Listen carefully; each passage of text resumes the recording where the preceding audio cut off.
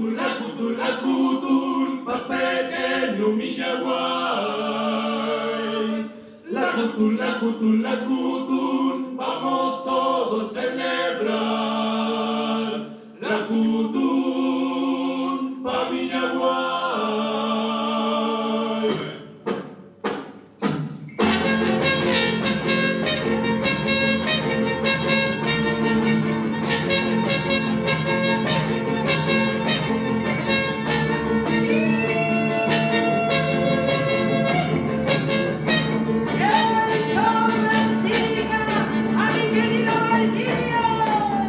Bueno, mi nombre es Nancy San Martín, soy de Temuco, soy maestra, profesora de música, cantora, investigadora, intérprete y compositora.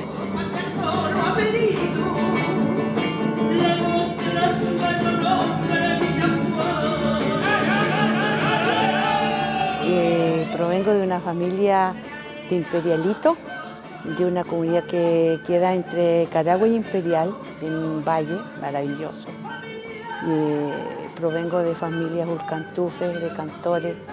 Uno de mis tíos era urcantufe y mi padre también cantaba en el idioma mapuche, mis tías. De ese ADN vengo yo, en donde ellos podían difundir su música en los diferentes lugares ahí de las comunidades, cuando eran invitados a todos sus rituales de Guillatún, Palín, etc.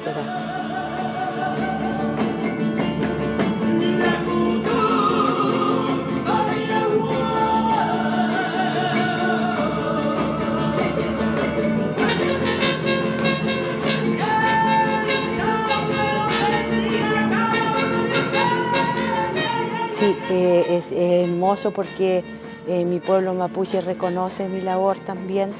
En cada escuelita qué sé yo, de las LOF, en cada aula de mi país también se cantan y se bailan mis temas, Pichichi Urcantun, son Millaguay. Siento un orgullo enorme de poder representar a mi cultura con tanto amor, porque este es un trabajo de más de 40 años.